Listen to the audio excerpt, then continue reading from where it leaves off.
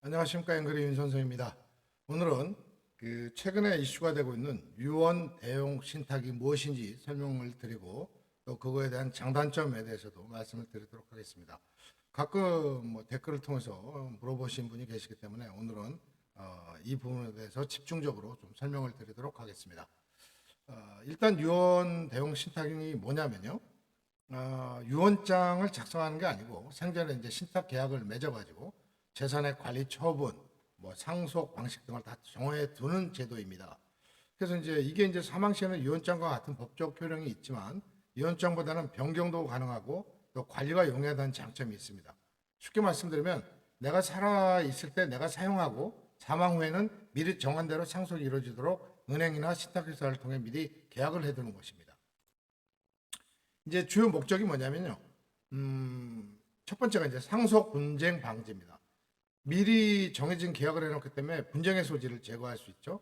또 내가 원하는 사람, 그러니까 법적인 그 기준이 아니라 예를 들어서 퍼센테이지도 달리하고 할 수 있고 또 법적인 상속이 아닌 사람에게도 할 수 있기 때문에 원하는 사람에게 재산을 이전할 수 있습니다. 또 사망 후에 법적 다툼을 한다든 등 재산 유산 분쟁이 있다는 등 이런 게 필요가 없습니다. 사망 후에는 바로 신속한 재산 처리가 가능합니다.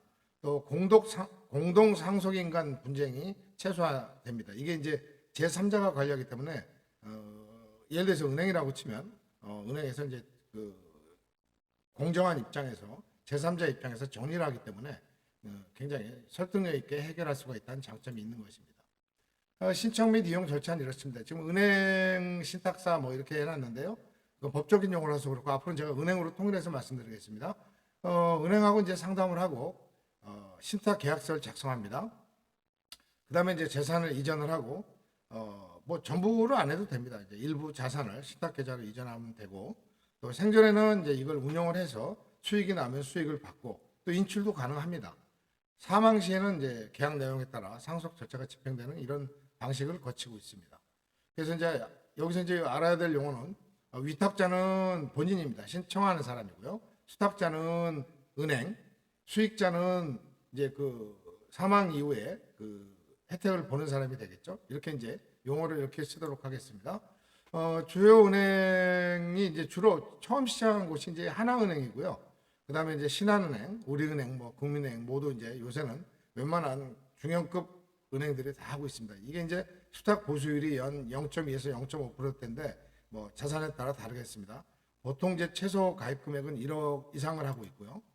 장점은 생전에도 이제 운영이 가능하다는 거, 사후에는 이제 상속 목적 집행이 신속하다는 거, 그다음에 유언보다는 중간에 변경도 가능하다는 점입니다. 유언장을 한번 써놓으면 이 변경하려면 또 공증을 거쳐야 되고 복잡하거든요. 또 이런 어떤 분쟁을 최소화할 수 있고 또 이제 전문가들이 관리를 하기 때문에 관련한 회계사, 세무사, 변호사 이런 사람들이 다 은행에 계약이 돼 있지 않습니까? 이런 사람들이 하기 때문에 상속세를 절약하는 방법도 코칭을 받을 수 있다는 장점이 있습니다.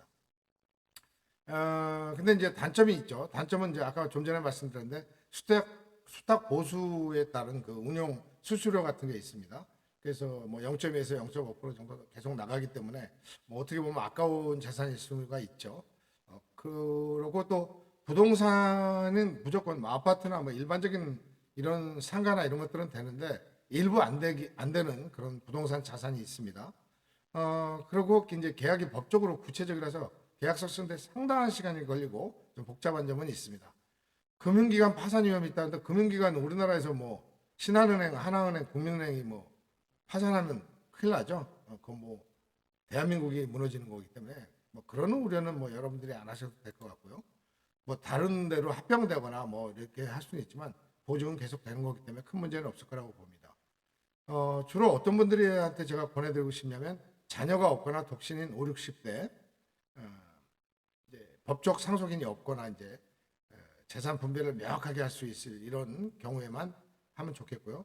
또 이렇게 보니까 상속인 간에 이제 특히 자식들 간에 그 어떤 갈등이 예상되는 경우가 보이지 않습니까?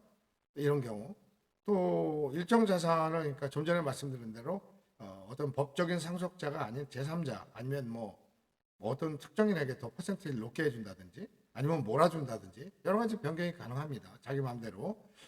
또 상속세라든가 자산을 그 계획을 세워서 이렇게 하고 싶은 분들은 본인이 이제 여러 가지 계획을 짜서 머리를 써봐야 한계가 있거든요. 이 세금이라는 건 상당히 어렵습니다. 그래서 전문가들이 있는 이런 곳에 맡겨서 하면 아무래도 그런 절세 효과도 거둘 수 있을 것으로 예상이 됩니다.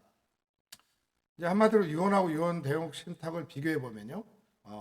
일단 변경이 굉장히 용이하다는 거. 그다음에 이제 그 효력은 이제 유언 같은 경우는 사망후인데 유언 대용 신탁은 생전부터 아까 이제 운영 수익도 자기가 찾았을 수 있다고 하지 않았습니까? 그다음에 이제 법적 분쟁이 또 이제 발생할 확률이 많아요. 사실 의외로 그 유언 때문에 법정에 가서 다툰 경우가 많습니다. 이게 뭐 100% 없어진다고 할 수는 없지만 상당한 감소 효과가 있고 또 이제 관리가 은행에서 하기 때문에 어떤 신뢰감이 갈 수도 있는 장점이 있습니다. 50대 미혼 남성입니다.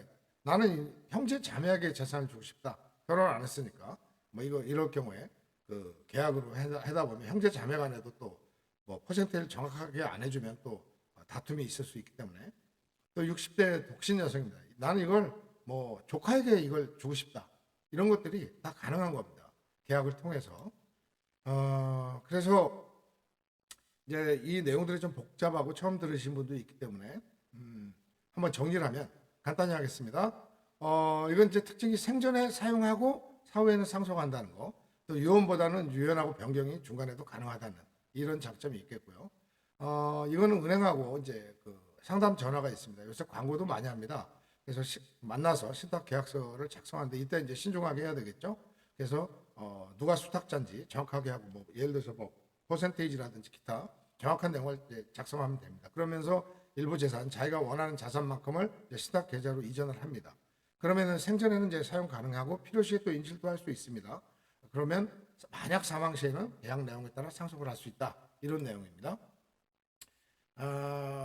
이제 뭐 장점하고 단점은 말씀드렸습니다만 그 중에서 이제 좀 중요한 부분은 부동산에 어떤 제한이 걸려 있는지 쉽게 말해서 이 부동산도 가능한지는 상담을 통해서 한번 확인해 보시는 게 좋겠습니다. 뭐 일반적으로 아파트라든가 이런 일반 주거용 부동산 같은 경우에는 뭐 거의 되고요.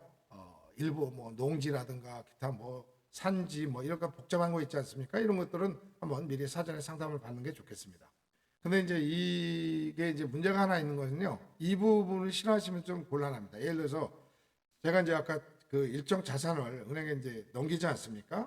그래서 이제 위탁 경영을 하게 됨에 따라서 등기부 등본을 띄면 그 부분에 이제 어느 뭐 예를 들어서 하나은행이다 그러면 하나은행에 그 등기가 이제 이렇게 이전되어 있는 거를 볼 수가 있습니다. 그래서 최근 여러 가지로 그 이슈가 되고 있는 그 유언 대용 신탁에 대해서 설명드렸습니다. 감사합니다.